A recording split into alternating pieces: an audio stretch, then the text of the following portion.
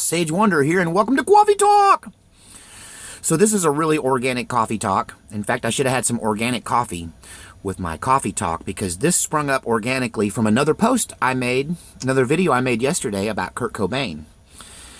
And honestly, until I posted that video, which is just a little story, I did not realize that there was this whole conspiracy theory around the death of Kurt Cobain. I had no idea that people are saying that he was murdered. Don't. Well, if this is news to you, then chances are you're like me. Everything you know about the Kurt Cobain story you got from MTV News, and most all of that information came directly from Courtney Love, his estranged wife, who had many motivations to make sure that Kurt Cobain never made another record. Don't. So this is Coffee Talk, also known as I Watched the Documentary So You Don't Have To. But if you would like to see a great hour-and-a-half documentary on this, please look at my liked section in my video, on my video channel rather, and you will see a documentary called Soaked in Bleach from 2015. And this is a great source. It's not the only source that I cite for this Coffee Talk, but it was a big part of it. And so, when looking at this, we have to go back about 10 days on a timeline before his death and look at the context of his suicide. First of all, if you're like me, and I had the story of how he tangled with a bouncer, when I did some fact-checking on my own story on that, I realized there was many other instances of him tangling with people, and so violence was a part of his behavior. Does that mean he's suicidal? It's the documented fact he was on heroin. He was in rehab for the drug. And so, you know, that seems a little suicidal. Is that enough to just go, hey, he committed suicide? Or would that give Courtney Love the perfect cover story for a murder? Don't. 3 don't in a row. That's don't. Not squared, it's tried. I don't know. Tried and true. All right, so Courtney Love had a lot to gain by his death and a lot to lose if they got divorced. So I guess where all of this starts is in Rome. There is an incident that happens in Rome prior to Kurt Cobain's death, where he is the victim of an accidental overdose. A miscalculation is how it is reported in the news. It is what people that knew him say happened, that a prescription drug, Rohypnol, that he used too much of that in conjunction with champagne and had a reaction where he was hospitalized. Later on, after his death, Courtney Love would claim that was a suicide attempt. But the doctor that treated him in Rome denies that. Courtney Love says there were 60 pills pumped from his stomach. The doctor in Rome denies that. He said that it was a minor miscalculation and definitely not a definitive case of attempted suicide. Courtney Love, after his death, would go on to say that he had suicide in his family and that he had uncles who had committed suicide. Well, when you research that, he had uncles that died, but they were natural deaths or accidental deaths. One was a police officer whose gun fell out of his pocket at a bar after work, went off and killed himself with the gun. He didn't kill himself. He dropped the gun. It went off. It was an accidental discharge. So there's a lot of lies and misinformation coming from Miss Love. She called it the Cobain curse. It turns out it was completely fabricated. Also, you can see Courtney Love building this false narrative from the minute he died, that she is justifying and framing his suicide and giving you all of this information that really is only coming from her, and most of it is false. But why would we question it? They seem so in love. So, no family suicide. Other people said he killed himself because he had so much stomach pain. His stomach was killing him all the time. Problem is, they found what was wrong with his stomach a year before his death, and he had been 1 year pain-free and had no reason to kill himself to get away from the pain in his stomach since doctors had cured it. So, Courtney Love, produces to police a letter that she claimed proved he was suicidal. This letter is from before his suicide, and this would have been written possibly in rehab, but in it, he makes a statement where he says, I can't go on living this life. But when you read the whole letter, the letter was a breakup letter. The letter was a blow-off letter. The letter was a, it's not me, it's you kind of thing. And he couldn't go on with the life they were living together. He meant the life of drugs, because their life was one great big heroin party. Everyone in their circle was doing heroin. In fact, the shotgun that he used to shoot himself was actually registered to Dylan Carlson, his personal drug buddy, who's, Dylan Carson's connection for heroin, his drug source and benefactor was Kurt Cobain. And Kurt Cobain went into rehab after the Rome incident, checks himself into rehab where he cuts off ties with everyone in his group. As you should when you're coming off of heroin. They tell you that your friends now are your enemies. That if they are doing drugs, you have to concentrate on saving you. You can't save them, and if you try, they'll suck you back in. That you have to cut yourself off from all of your druggy friends, which included his wife, Courtney Love. She sees the writing on the wall. He's come to his senses. He's gone to rehab. He's going to break up with me, get custody of my child. He's probably got another girlfriend who's not a druggie, who's helping him along the way. There's evidence he did possibly have that going on as well for himself. And what you see is a man who's decided to clean up his act and decides that his wife is part of the problem. Not at all an uncommon story. This would not set well with Miss Love, who was going to lose out on what could be rumored as at least $1 billion in future royalties if he never made another record. If she got divorced, she would get almost nothing. If he died, she would inherit a $1 billion future royalty estate. He made some hit records. They're still getting played. Every time they get spun, she gets money.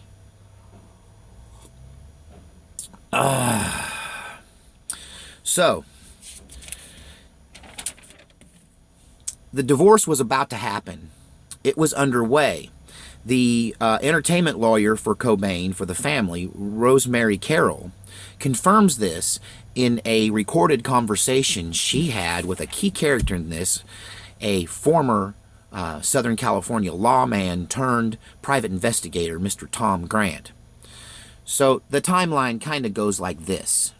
A shotgun is purchased by this Dylan character 9 days before Kurt Cobain's body is found.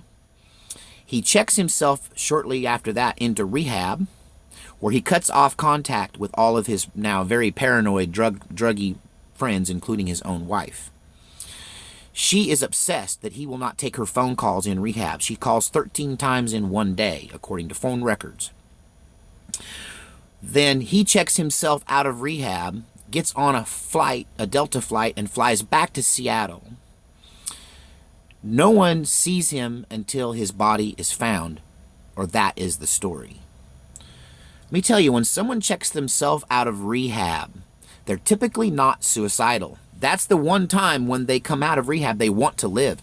They have whipped the hardest part of it, the detox. Now they have to whip the habitual behavior and the reason, they have to overcome the reason why they did drugs to begin with. And so typically someone coming out of rehab is at their best, and it takes some amount of time to drag them back to a rock bottom experience again where someone might become suicidal. So the situation has him actually on an upswing. He's decided to change his life. He's gone into rehab. He's cut off all of his drug buddies. He's gone back to his house, presumably to think, to consider his options. So, This is where we go to the crime scene. The crime scene is really weird. It's really sketchy. And before we get to the crime scene, let's talk about Tom Grant. How did this private investigator become part of this story? Well, in those 4 missing days, where he leaves rehab, she claims to be so worried about him. She claims to be worried that he's going to commit suicide. Courtney claims to be in fear of his life, and she employs this private investigator that she picked randomly out of a phone book to, search for her missing husband. Find him before he kills himself, she tells him. So she's starting with the suicide narrative even before his body is found. And I believe this is to cover her tracks. But we will talk about this a little bit later as we close the video. But so she hires this guy, but he turns out to be this real straight shooter, this guy with this impeccable reputation, this guy who is a bloodhound for the truth. And she probably made a critical error right there. She might have gotten away with this had he not become involved. So he starts to immediately see cracks in her story. And once the body is found, then he starts looking at this like it's a murder investigation, and he's in the middle of it. So a lot of the information we're getting is coming from Tom Grant, who recorded many hours of conversations with Courtney Love, telephone conversations that he recorded. And if you listen to those, you can hear the lying, manipulation in her voice. I am a great judge of character. I have 2 sisters with, well, I won't throw my sisters under the bus. One of them, God rest her soul, is not with us anymore. But these ladies could lie when they wanted to, and they could lay down a false narrative that would make you think, make you believe. And I can hear that syrupy, sweet, lying spirit in her voice as she talks to this private investigator and sets him up as part of her alibi. Big miscalculation. So, to the crime scene. So he is found with a heroin rig. None of it, it's all put away. It's open, but it's there. His wallet and all his ID is there. And he is found holding this shotgun, still gripped in his left hand. Shotgun upside down, right? Thumb on the trigger is how you're supposed to have done it. Problem is, there's a shotgun shell on the wrong side. Now, was it on the wrong side or wasn't it? Because it was found on the left side. If the shotgun was upside down and it ejected the shell to the left, that means that was a left-handed shotgun. Which makes sense since I believe Kurt Cobain was left-handed. So, if he had a left-handed shotgun, that would explain why the shell was on the left side. However, what is being said in the crime report is that it was a standard right port eject, standard right-handed shotgun, so that when you shoot it, the round ejects to the right instead of in your face. I know a lot of left-handed guys, my own kid included, who shoot right-handed guns even though they write left-handed, because it's hard to find left-hand firing guns. So if this was a set-up crime scene, maybe they put it on the left because they figured he was left-handed. That would put the shell ejecting away from your face, right? Or it was the shotgun shell had been moved and the crime scene had been set up. I don't know, it's a little fishy there. The other thing is, when the toxicology report comes back, we find out that he had like 10 times the lethal dose of heroin in his system at the time of his death. That according to the police timeline, this is what they say happened, that he gave himself this 10 times lethal dose of heroin in an intravenous injection and then still was able to put away all of the accoutrement of the injection, the needle, the rubber, all of it was rolled up and put away, and then had the wherewithal to get the weapon, put himself in that position and kill himself with a shotgun? And why would you do that when you just took what you know is 10 times the lethal dose of heroin? Something is fishy here. And so now we get to whether she did it or whether she helped him fake his death. If you've watched any of my videos as a musician, I can give you this insight of what it's like to be a musician and why many of them, I think, choose to fake their own death. We won't even get into the Illuminati, blood contracts, sell your soul to the devil reason why you would fake your own death. But just to get away from the fame and be a normal person again and still have your money might be a reason to fake your own death. So, did Courtney Love murder him so that she could maintain control of his fortune and not be cut out in a divorce? Was this Dylan character in on it? I mean, did Kurt Cobain purchase a shotgun with under his friend Dylan's name for some reason, or was this Dylan's shotgun to begin with? If the reports from the crime scene are correct, it was a right-handed shotgun. Why would Kurt Cobain buy a right-handed shotgun if he was left-handed? Well, I've already told you, some people learn to shoot right-handed because they can't find a left-hand ejecting shotgun. I got 2 or 3 friends that are left-handed that shoot right-handed because they can't find good left-handed shotguns and they cost more. So, why would you shoot yourself, though, once you took that lethal dose of heroin? What's up with that? Why would you do that? And the only thing I can come up with is that this was a fake your death scenario. They say that Kurt Cobain could not be identified and had to be identified by fingerprints. So, did they fake this information? Because one thing that starts to become really apparent is that the Seattle Police Department was either completely negligent in the investigation of this rock star's death, or they were paid off. Somebody gave them a bribe, a large bribe. When you're talking about the millions of dollars that a rock star has access to, Courtney Love could have easily paid off the entire Seattle Police Department. If she was involved in heroin, it wouldn't be hard for her to find her way through back channels, because heroin dealers are protected oftentimes by dirty cops, to get to one of these guys and offer them a bribe through the back door to set this up long before it happened. Was that payoff to the Seattle Police Department? Was that corruption there? If it was corruption, was that to cover up a murder? Or did they go along with it and feel okay with it because they were covering up the fake death? The problem is there had to be a body. What poor junkie lay there dead, his face completely obliterated by a shotgun blast? That's the only reason one might lethally inject someone with heroin to incapacitate them, guarantee their death in case they, came to in the middle of it. But then you stage up the shotgun blast, right, to cover the identity. That's the only.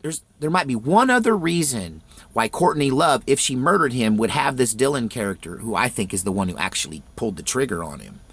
Either way, whether this was a fake death or whether, I think Dylan knows the truth. It was his shotgun. Let's get real. Why did the Seattle cops not make a deal out of that? That was his shotgun and registered to him. So, did she murder him, her and Dylan together, for the money? And, Dylan could keep getting his drugs. He probably just did it for the drugs. If Kurt Cobain had cut him off, that means he had to go someplace else for a drug source. So where's he going to go but to Mama Courtney to get his hookup? So now she owns him and owns his drug addiction and controls him through the drugs. She gets him to go and do the actual murder. Because here's the thing. Here's what I think. This is the topper. This is the end of the video here. This is what I think happened. This is my opinion. If he didn't fake his death and this is murder, this is why and this is how.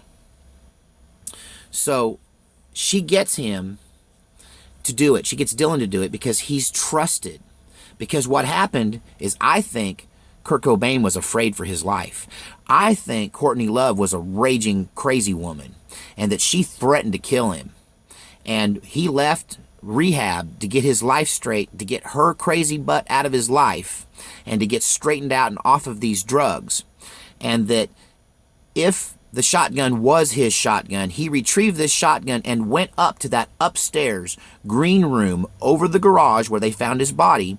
And they say that there was a chair seated right in front of a window.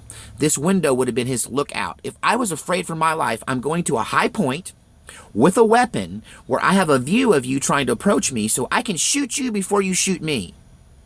That this almost acts like a man who was afraid for his life. Was he already thinking she was going to murder him? Did he go up there to wait for whoever was coming for him? Only the person that came for him was someone he trusted. Dylan, his drug buddy.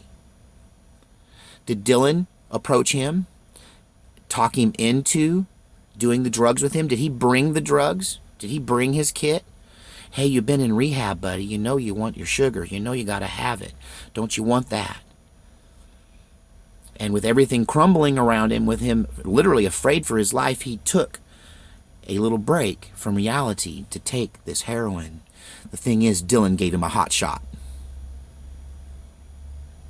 But now my only problem is, why would he follow it up with the self-inflicted shotgun blast, presumably from a gun registered to Dylan? Could it be that they were so maniacal that that she said, I want his head blowed off. I don't want him to die asleep. I want his head blowed off. And that's why Dylan followed it up with the staged shotgun blast to the face? Did she think that kind of death would sell more records than a mysterious drug overdose? Or was this some other person who looked like Kurt Cobain, with the Seattle Police Department paid off to match the fingerprints up? How did Kurt Cobain get fingerprinted? Well, I suppose it's from the arrests. So did they change the file to make the fingerprints on the body match the fingerprints known to be Kurt Cobain's, and Kurt Cobain is living someplace else? Why the shotgun blast? If it was murder, all I'm asking, if it was murder, why the double murder? You don't think the shot of heroin would be enough to make sure? 10 times. 10 times. I mean, that was a serious hot shot. There is no way Kurt Cobain shot himself up with 10 times the lethal dose of heroin and then operated a shotgun for his own demise. It's just impossible. I have been around people and watched people in person. I hate to say this, but I've been in drug dens and I've seen people shoot up heroin. When you shoot up even a good dose, you're out for a little bit. Like, you're out for a little bit. And 10 times that, you're out for good. You just go to sleep, you take that much heroin. That's how that works. And you wake up on the other side because you forget to swallow and you vomit, you throw up in your mouth and you die of your own, drinking or choking on your own vomit. It's so bad. It's not a good way to go. Not at all. But it sure beats a shotgun blast to the face. So I believe, honestly, I really think maybe he was murdered. But then again, let me offer you this one last tidbit. Courtney Love tried to be an actress. She was in a major motion picture, a very important motion picture to me, Man in the Moon, starring Jim Carrey, the story of Andy Kaufman, who was one of those people who is rumored to have faked his own death.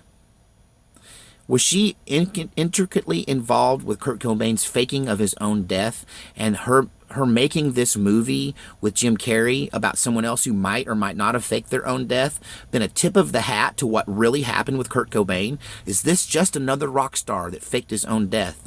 And who was that poor junkie that took his place? We'll never know whether this was murder, suicide, or a faked death. My gut tells me she killed him for the money. Woo! Till next time on Coffee Talk.